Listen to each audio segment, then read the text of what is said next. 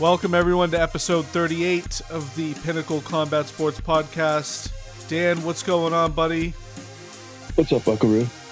Not much, man. Just getting ready for some 2 weeks in a row of the numbered events. We got UFC 325 tonight. Are you excited? Oh, yeah. I mean, we were fiending for long enough. What was the last card? Was it like December? It was mid-December, like the 13th or some shit? Like the last card before this long break? Yeah, it was a while ago. Yeah. Nice. The back-to-back is also smart for the subscribers. I bet you they're going to get a lot of, it might not last. What you see with the whatever, but I mean. I think they said, I saw something on Instagram, it was like over 1 million new subscribers for Paramount Plus. Yeah, you figured it'd be something high, right? I mean, it's the right time to get it. You get it right before you get a double pay-per-view. Yeah. 2 week stretch, kind of great. Yeah, pretty wild. And then you get one beginning of March right away too. It's not like it's gonna, it's pretty. February's gonna be gone before you know it, So I know, it's crazy. It's Holloway and Oliveira, dude. That's great. We'll get into that later on, but goddamn rematch, that's great. And you're downtown Boston right now, huh? You're living in luxury. Oh yeah, dude. Yeah, just had room service, caviar. Are you wearing your kimono? No, I just took a shit and then I went to went to CVS and got like a bunch of snacks and shit for the fight. So it's good. I'm well stocked. I already told you about all my products. I got my edibles here. Accoutrement. Various other weed accoutrements. If by the time I was done, I didn't even want to have it. That's so funny. Yeah. For those of you who have ever seen 40-Year-Old Virgin with egg salad sandwich weekend. That's such a funny part. No one, when I remember every time I bring it up to someone, they're like, well, I don't even know what you're talking about. I'm like, you don't remember that part? That's that's so funny. And it's right at the beginning, so it like starts it off like so good. When I got home, I really wanted an egg salad sandwich. It's so funny like this. Does he go, and then I realized I didn't have any bread. Yeah. When I finished making it, I didn't really even want it. Plus, I didn't have any bread. He said it took him like 3 hours to make the fucking egg salad. Cool. That's funny. All right. Anyways, sorry. UFC 325 in Sydney, Australia tonight. We got a big main event. Well, a rematch. Now, sure. I was trying to think about this yesterday. When they fought, didn't Ilia Topuria have the title or no? I believe so. Or maybe they were fighting for an interim belt or something. He was maybe if he didn't have it, he was about to get it. Because I want to say, wasn't it like April last year? I was just watching the countdown. I'm trying to picture. Yeah, April 12th. In my head. Okay. So when did Topuria win the title? Because he didn't have it for that long, but everyone kind of knew who seemed like they were next. You know what I mean? Like you could see it when in his fights. I still think he has like the sharpest boxing I've seen in UFC. Like it's just with the way he's devastating. Oh, so Volkanovski lost to Topuria February 17th, 2024. Just won it. Okay. Oh no, 2024. So he had it. Okay, he had it longer than I thought he did. So I guess Volkanovski took it over when Topuria gave it up. Yeah. Yeah. Vacated with the issues. Yeah. Hopefully that settles. It's so shitty what's going on with him. It sucks to feel for him. Yeah. Yeah, and I think because they said this is Volkanovski's 11th straight title fight, which is pretty wild. Wow. That's crazy. But I guess let's start there. Main event tonight, Volkanovski Lopes 2. Do you think how do you think this fight's going to be different, if at all? Do you think Lopes has a chance? What do you foresee happening here? I like these type of fights where, well, first of all, I love these cards. I love the Australian cards. Like whenever there seems like there's the fights just are stacked with like an Australian fighter on like just about every fight, if not everyone. Those are good nights, dude. It's like those fight nights that they do in Brazil, where every fight has like one or two Brazilian fighters in it. They're great cards. Same thing with the England cards. Like they just have certain certain fight nights when I know that they're on, you said you just kind of like gravitate to them, and the Australian one's becoming more of a like. I feel like South Africa's probably another one that's going to be big, even bigger coming up next, maybe. But it's cool to see these other. Australia's kind of boomed quite a bit with like Whitaker and Adesanya and Volk and all these guys kind of like Dan Hooker, all these guys making a name. Yeah, and I think they recently had that Contender Series episode where they had all Australian fighters as well. So at least Yep, they some do have people to. know some of those young names as well. Sure. No, it's great. Yeah, so I love these cards. And then to get back to what you asked, like with this fight, I like these type of fights where the first time they fought, it was such a good fight, and I feel like it's going to be a second fight where there'll be like very little feeling out. It's going to be like kind of just getting right back where they left off. Like just picking because it was such a good. It was a great fight to watch. Yeah, I I should really enjoyed it rewatch that again before the fight too. start. I was just thinking that I might try to squeeze that in after we record. Um, it was a good fight. I remember. Like there was a bunch of those. Like one of my like fights that I love to watch randomly. I haven't seen it in a little while. Is Volkanovski and Ortega when they fought. That was such a great Oh, that was scrambles in the amazing. fight. Yeah. It was such a good fight. It was great. So yeah, I probably should watch it again. But I think they'll pick up right where they left off. We'll just see if Lopez can deal with like Volk. Just it was pretty clear that he won the fight, right? I don't know what they scored it. Yeah, I don't know if you remember. which is kind of weird that they made this rematch right after, like, because that was Volkanovski's last fight. I think Diego had a fight in between, but yeah, it's just kind of weird. Yeah, Diego fought John Silva, September 13th. That's true. I mean, and at least to defend the fight, I mean, he did kind of knock down the guy that was like we thought was the next guy to fight Taporia, right? Yeah, yeah, Like I thought John Silva was next. So the fact Lopez kind of, even though he took a loss to Volk, but he did then he got a win right back against probably the best up and coming hmm one up. You know what I mean? Like I still think that Lerone Murphy's going to be right around there. yeah. What's up? Why are they not giving him a shot? They should have gave it to Lerone Murphy. He took a big risk with that Aaron Pico fight. To be honest, when you really because it was kind of all lined up for. It's I don't know.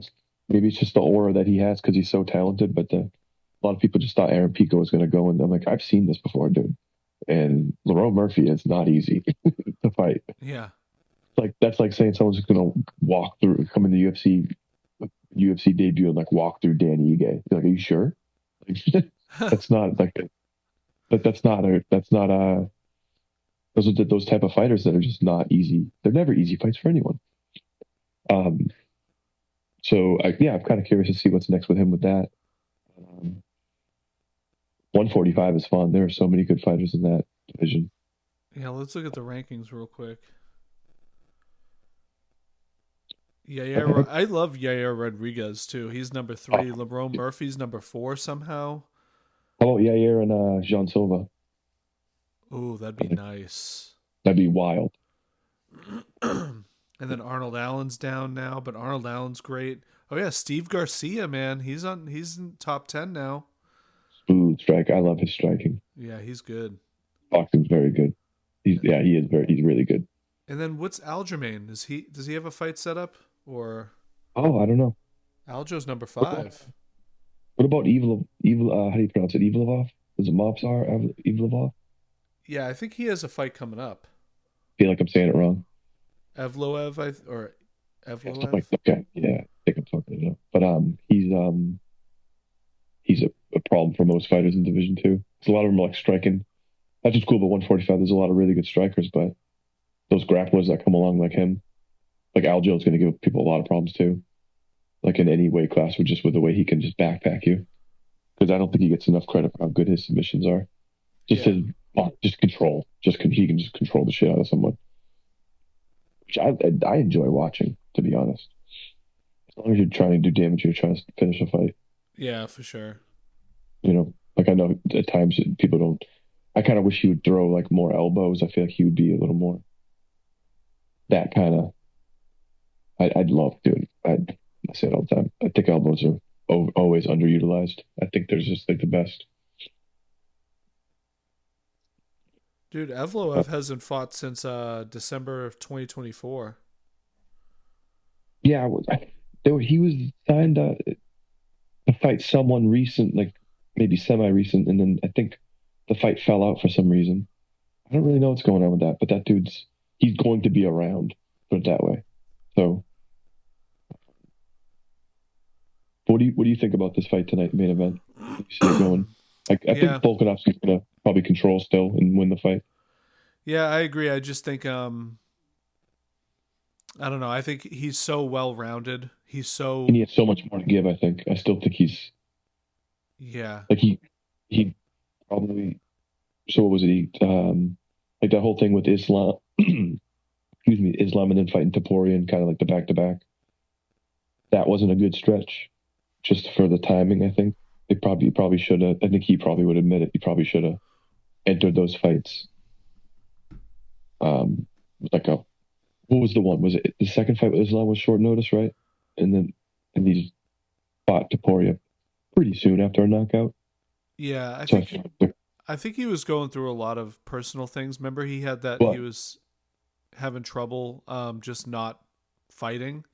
And I think maybe I don't think he ever said what he was going through, but I think he was probably drinking a lot and he he was did going say through some that's one thing he did say he was doing a lot. So it's like I just kind of you want to see all these like guys at the top of their games in the divisions to yeah. have their 8 week, they'd have everything how it's supposed to be.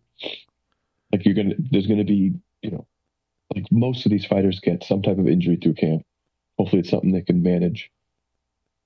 Hopefully it's something that they're not kind of on the shelf too long. You know what I mean? Like you always hear that they're like, oh, that guy missed weight. I'm like, yeah, he was hurt for 3 weeks, so he wasn't able to do anything. He was just trying to still make it to the fight.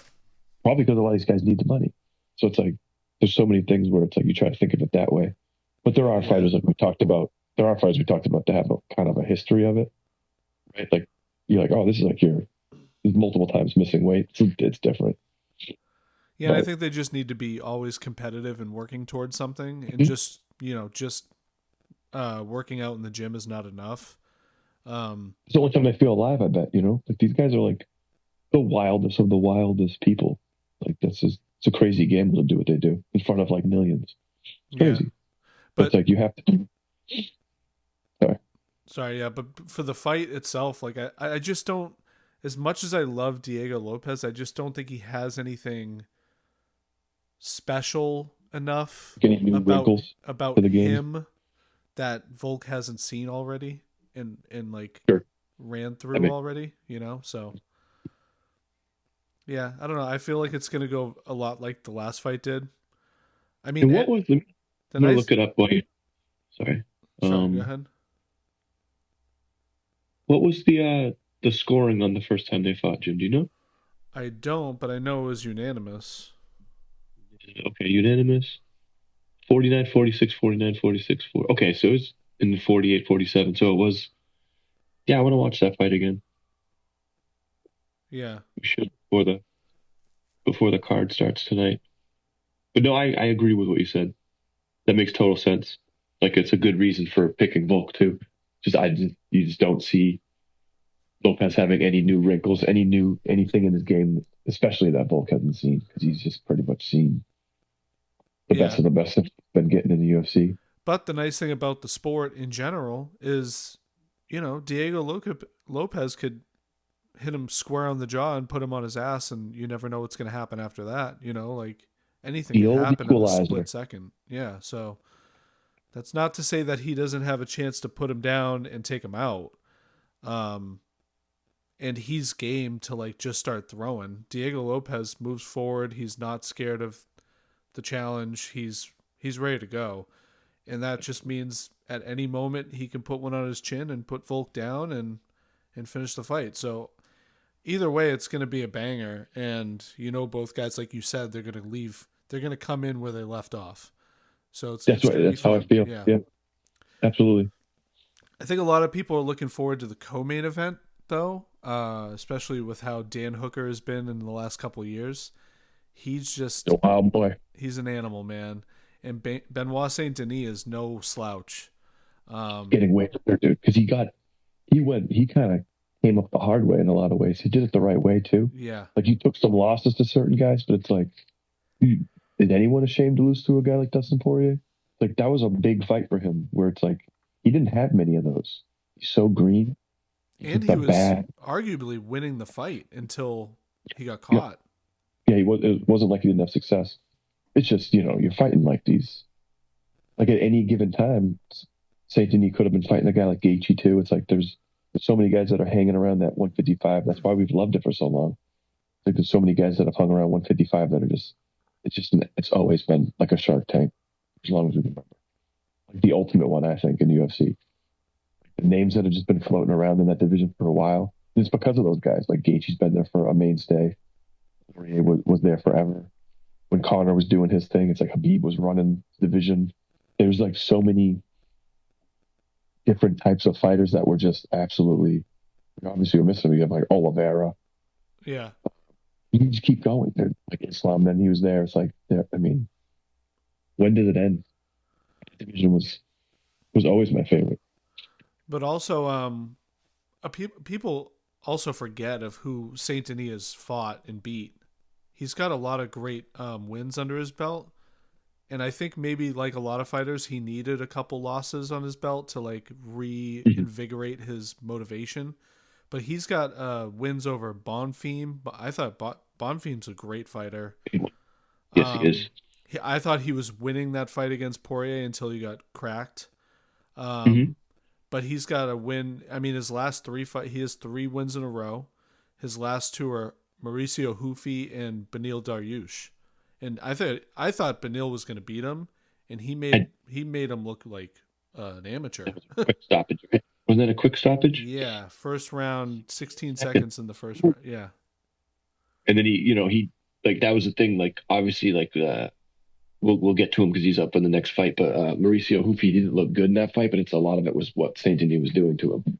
'Cause he absolutely just blanketed him and just took it. He just neutralized him. There's nothing he could do to him exactly. for Yeah. the most part. Right? So it's just that's what happens. I'm actually wearing his shirt, the full violence, the fatality. The one where we had that spinning heel kick to King Green. Oh yeah, hell yeah. Sweet shirt, dude. Sweet one. But yeah, the fact that Saint Denis, I mean, the record he has with the competition that he's faced, 16-3. It's like, man, Yeah, and I how do mean this fight alone. I mean they're both ranked 6 and 8, so it's like whoever wins this fight is right up there with maybe one. I mean, depending on how their performances are, you're potentially one, maybe 2 fights away from a title shot. So yeah, you're right there, absolutely. And how do you see this fight going? I don't Do you know, think Saint man. Denis Dan Hooker, neutralized? they're both so they're both so good, like well rounded. Um, I don't know. You know they're gonna stand up. There's not gonna be much ground fighting.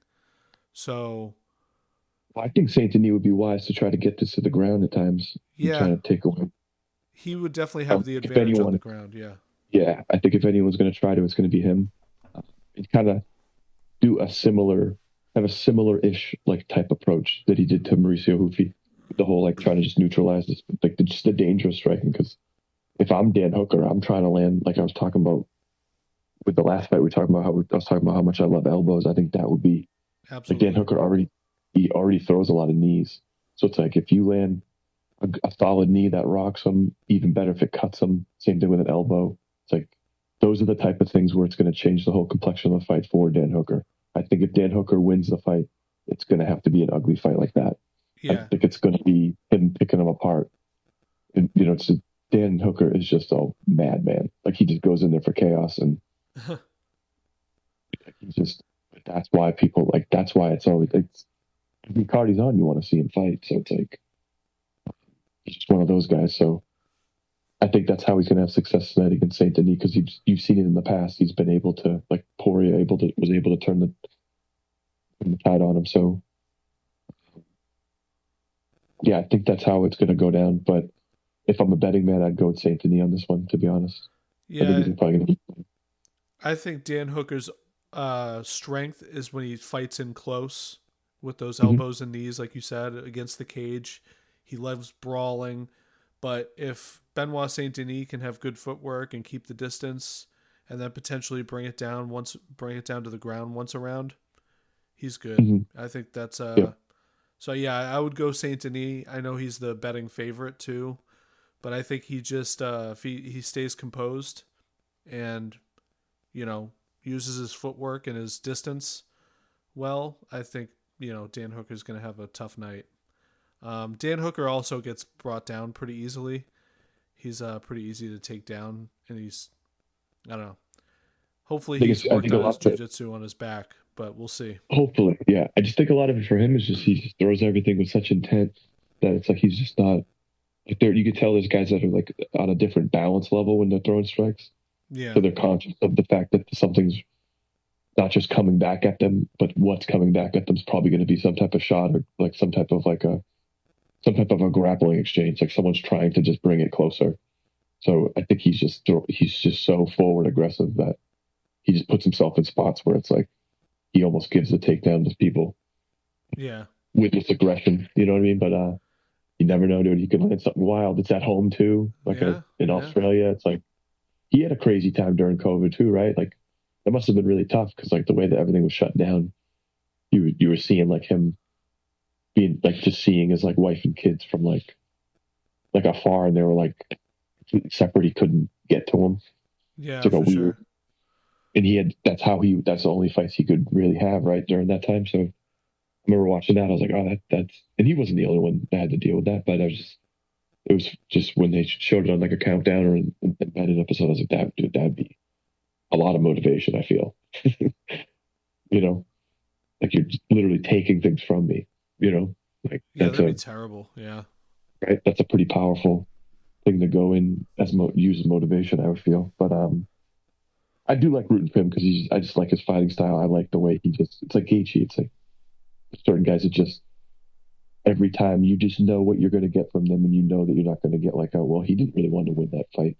But there haven't been any times you'd be like, Justin Gaethje wasn't really trying to win that fight. It's like, I don't know if I've ever had that thought. You know what I mean? Like that dude, when he's out there, you know exactly what he's out there to do. And, like win, loss, draws. But, um,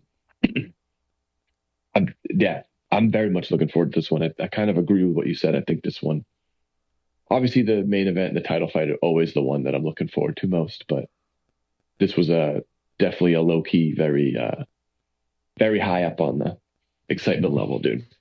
I just don't know how this is gonna go.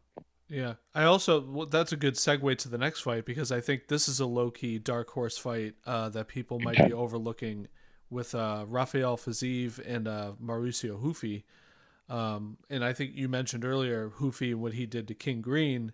Um, Definitely has the ability to do something like that here, but Fiziev is a different guy. Fiziev in a lot of ways reminds me of Volk in the way that he's just kind of like a pit bull, always moves Yes, forward, doesn't get tired, very like tight in tight. yeah, he's like more of a grinder, but he's Mhm. also at the same time very technically sound. And yeah, I just this is not a good matchup for Hoofy. It's not. It's not because because Eve would be really wise to really crowd him. I think anyone that's going to fight Hoofy is going to just try to just really crowd him because you can't give him space to be on the outside and throw crazy. Exactly, He's yeah. comfortable throwing kicks like that shit because he'll like dart in and throw like great. Like he throws some different shit, man. I bet you his timing is very hard to get a read on or get like a beat on. It doesn't seem like he does things very. I don't know. He seems very unusual. Who, Hoofy Like or the way Fiziev? goofy. Yeah. Like Kazib is just solid. He's just you see exactly what he's bringing. I agree with you about that. Like they're very much both like pit bulls, like Volk and Fiziev.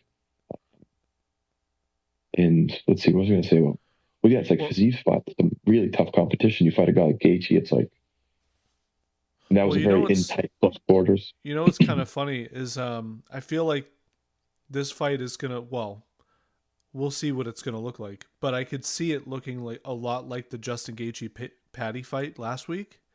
Sure, Um, I hope I you could think see Hoofy being, I could see Fiziev moving forward and being very offensive, and Hoofy having to fight defensively and throw a lot of knees, and his back's going to be against the cage, or at least that's how Fiziev should fight the fight. sure. Um, But yeah, Hoofy's gonna want to separate and pick his shots, just like Patty was wanting to do. And I think I don't know. Yeah, you don't really know until the bell rings, but I can Sure. see it going that way. And if that's the case, Fiziev might be a good bet because well, it's kind of a pick 'em fight, but I could see Fiziev winning this fight. I think Fiziev's going to win the fight, but I love Sure. Hoofy. So All right, we're going different. We're going different for the first time because I think we both picked the same for first two fights. I'll yeah, take Hoofy. I love that. He's just so unusual in like the best way. He's yeah. very like it's very strange with his striking. I Like it's want very. Hoofy to win, but Uh, my I can brain's see. I telling can me see where you're Fiziev. coming from. The only thing I would say though is like I don't think Fiziev is going to have as much luck with grappling like Saint Denis had. So I don't think he's going to be able to neutralize Hoofy the same way. Which means if they're on kind of like in like like any type of a range that could benefit Hoofy in the striking realm, I think you could see something wild because I just don't know if Fiziev can really get to him consistently enough with like takedown or like just trying to grind him out that way. I feel like he's going to want to try to be a striker too because he's so good at it. And I just feel like that's not how you fight a guy like Hoofy, especially if he's like loose and comfortable. Who knows what he's been working on? Hopefully it's because I just like when guys just, I understand that there's certain things that I don't understand about grappling, but I hate when guys stick around. Like, don't stick around and play the game. Try to get some type of just a posture on them. Like that's you see them go underhook on it. It's like as soon as you can, try to circle out and just get out of there. Like, Yeah, don't engage it. I hate when people like they'll go forward into it. I'm like, well then, no wonder you're on the ground with them. It's like try to disengage. It's possible. You've seen guys do it. That's why I'm like, so it's not impossible. It's just I would want to see him do that more, and like literally just take a couple big step, run out into space, and you're back in where you want to be, and yep. just keep it that way. Like trying to think of a good example of who does that really well, but we could think about it. But like I said, I understand it's not easy. It's Well, who did it really well was uh Adesanya. Adesanya was pretty good about circling out and yeah, but he would leave his that's where he got screwed up with Duplessis because he would leave his chin open as he was doing it. yeah, yep. But he was good about it. He usually wouldn't get caught, but that was the one thing he left open against that guy. So He was just so slick. It's one of those things that like 99% of the time you get away, but it's like it just takes that 1%. It's that one yeah, but in certain. I think you're right. Is like a lot of fighters they need to stick to the game plan and they need to know where their Yeah. strength is. And Hmm. everything that you do, every choice you make, has to put yourself in a situation to give you the best opportunity to win. So you're back against the cage, like Hoofy, his back against the cage is not he's not that's not the position that he needs to be in to win. So he needs to circle out, create distance, and get back to the game plan. And that's where like Patty, like I was saying, he kept his back against the cage, and the only thing you have there is your defense, and you have knees and elbows as Gaethje's coming in, and Hmm. that's the same thing. Hoofy would only that'd be the only thing he could do in that situation, and then try not to get taken down. Whereas if you separate yourself, you circle out, then you're in control. You're in your game plan. You're in your home court. Yeah, so it's just how well he's going to be able to do that. And I think Hoofy, like to your point, I think is he has great footwork and good speed, and Exactly. Use so it. yeah, Like use it. use. Yeah, That's if I was his coach, I'm like I'd have no problem like the third round. Like try to just make Fiziev work. If he's going to try to keep pursuing something where he's trying to slow down the striking, like he doesn't like that, he's not comfortable with the distance. Great, because that's what you want. You want to see him kind of feel like he's a step too far out, where he doesn't feel like he can get to you as easily as you can get to him. And that's so with Hoofy, it's like that first round, especially, but first, second round, just make a point to, like you said, circle out, get the underhook, push off, and just get out of there. Create space. Don't let him get to you. As easily as you can get to him. And it's that's so with Hoofy, it's like that first round, especially, but first, second round, just make a point to, like you said, circle out, get the underhook, push off, and just get out of there. Create space. and then maybe in the third round you can see how his strength, if it's lessened, if he seems a little tired, if you've been able to get some shots off on him and he seems like he's hurt a little bit. Like then you can start maybe messing around with maybe a trip, and that way you can get a knee. It's like try to like mix things up, but I wouldn't engage at all in grappling in the first couple rounds. Yeah, I would just try to make a point. Yeah, take your risks when the other guy it's like depleted. isn't fresh. Yeah. Yeah, Yeah. So who do you think? You're gonna take Hoofy then?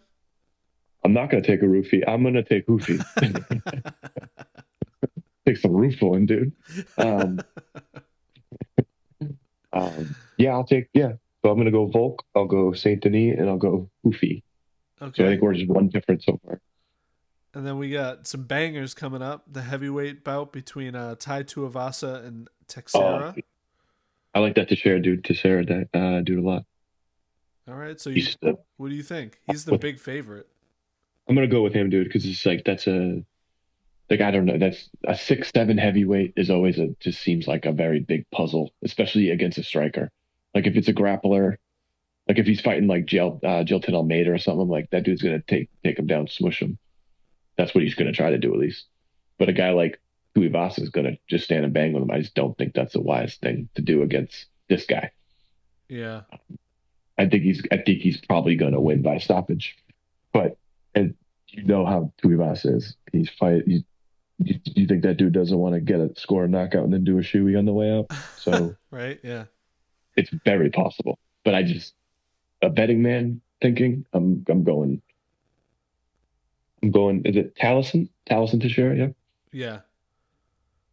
I don't think I've Um. ever heard Taliesin before. The name. Yeah. It's kind of a cool name actually. Yeah, it Um. is cool.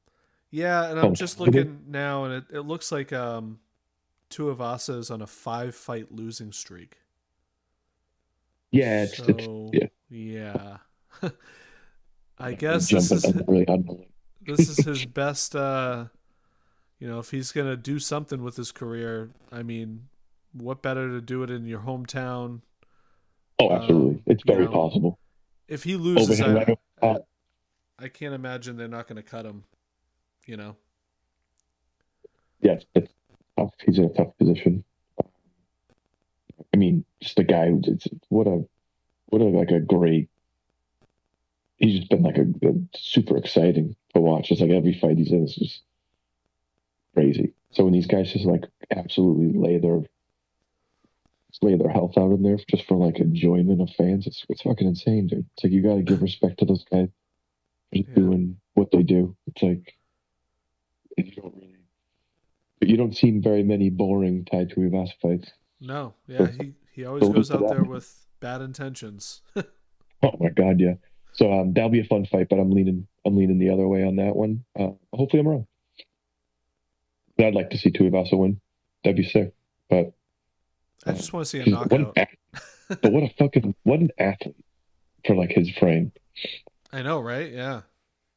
Um, you've seen him do crazy jump knees where they're like there's nothing sloppy about it. It doesn't look like a guy that big should be able to do it that gracefully. Um, he's very dangerous. He does He's those just like great. wide spinning back roundhouse kicks or whatever too. He's done a couple of Yeah, his those. flexibility just is he's a freak athlete too. He just does, I think a lot of people they look at the frame and they kind of what's the word? I don't even know what the word I'm trying to say, but it's like it's not all that meets the eye with him. He's a true athlete, dude. I couldn't believe it when I remember that jump knee he threw one time. It's just I think they're like Derek Lewis when you see certain people I'm like that they shouldn't be able to move like that, dude. I know, right? Crazy. But that should be hey, that's a fun fight. There's a reason why it's on the main card, right? Yeah. And then getting to a gym. Also, very good first fight of the main card. Kicking off the main card, that one, the one we're gonna talk about next. Yeah, I like Great fight. that kid what is it? Yes. Killen? Sal Kid, Yeah, I like him a lot. He's good. he's very good. So I'm picking him, but Jamie Malaki's always game. Yep. Um, so that's kind of why that fight's interesting. It's very similar to a guy like Tuivasa in a way because Malaki he's just there every time he's there to fight. You know exactly what you're getting with him too. He's another one that's just he's had some really good. He's looked really good in UFC fights in the past too. He's just kind of like a Dan Ige type. These guys rise to the occasion. You never know he could do that, but I'm kind of leaning towards the young. 'Cause he's a young kid, right? Sal kid. He's just getting going. He's Yeah, I kind don't. of one. See what his age is. Jimbo, 26. I mean, Marlaki's 31. He's not old, but 26. He's like that's a ripe age, bro. He's ready to break out. I think. Yeah, and I just like how he moves. I like his. He just looks comfortable in there, which I think is a big. Smooth. He's got confidence. He looks comfortable. He's got technique. Yeah, I think he's going to be a big deal. I Um, agree. His last fight wasn't that the really really sick head kick knockout? I think so. Yeah. Okay, might have been a left. I'm trying to think of trying to picture it. Okay, I can't even picture who it was against too right now. But let me see. But it Hakparast. was a yeah, yeah. I made the bad joke saying it looked like First it round, was halfway through it. Yep. Calvin Gastelum's brother. Yes. Yeah, that was it. Yeah. Oh, no, the Aspinall Khan. That was the night we were. I was with you. We were hanging out. That was just Yeah. an unfortunate end to the main event. How could I forget? God damn. Um, yeah, but that dude is very good. I'm looking forward to that one big time, man. I'll try to get back for that one too because be out and about for a little bit tonight. But I'm definitely going to be back for the last three, 100%. I'm not going to always rewatch the other ones. Yeah, for sure. Yeah. But gotta catch the final three. Well, are there 100%. some oh dude, Therese Finney. Finney. Torres, Fini. Oh, Oban Elliott. I like Oban Elliott a lot. Boban Elliott's cool, dude. He's good. But Jacob Malkoun, I think he's gonna beat Finney. That dude he's tough. Oh yeah. It's a I pick 'em like it. fight. It's pretty close. I think he's a very solid fighter, and he's pretty well seasoned for like UFC. I just think he's a pretty good fighter. But I think he's probably had some. Let's see his distance in between his fights.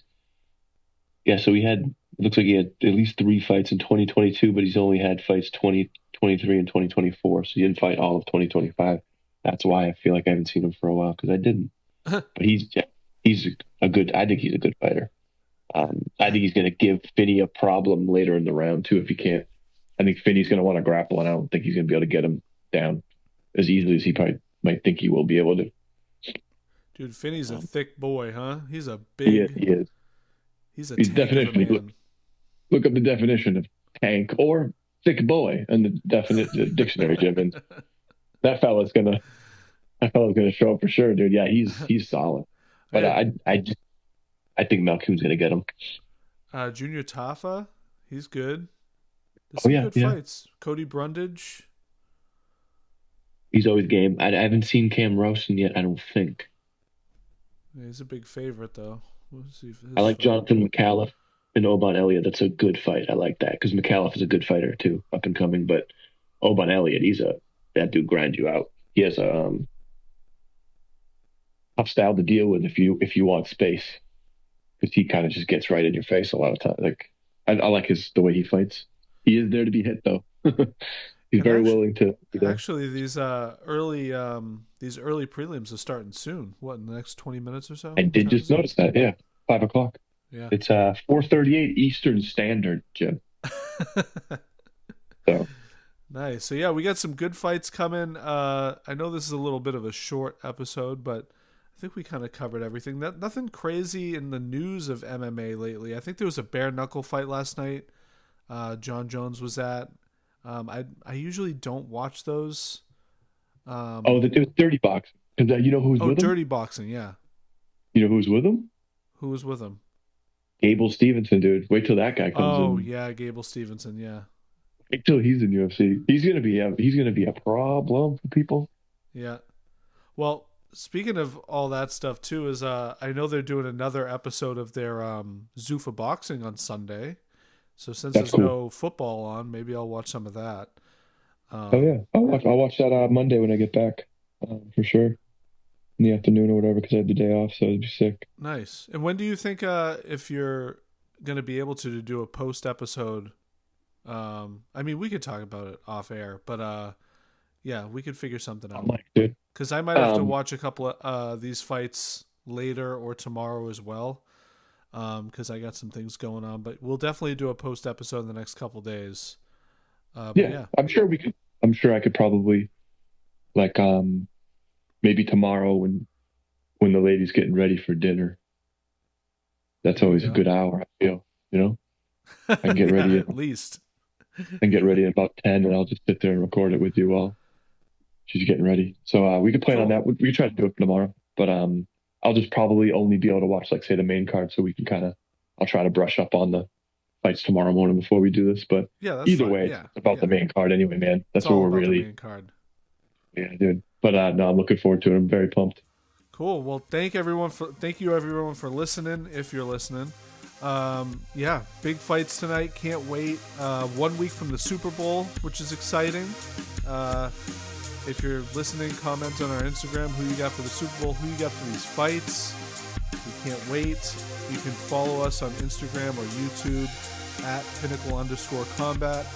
And we'll be back either tomorrow or the next day for a post episode. And we look forward to seeing you there. Peace. Absolutely. See you.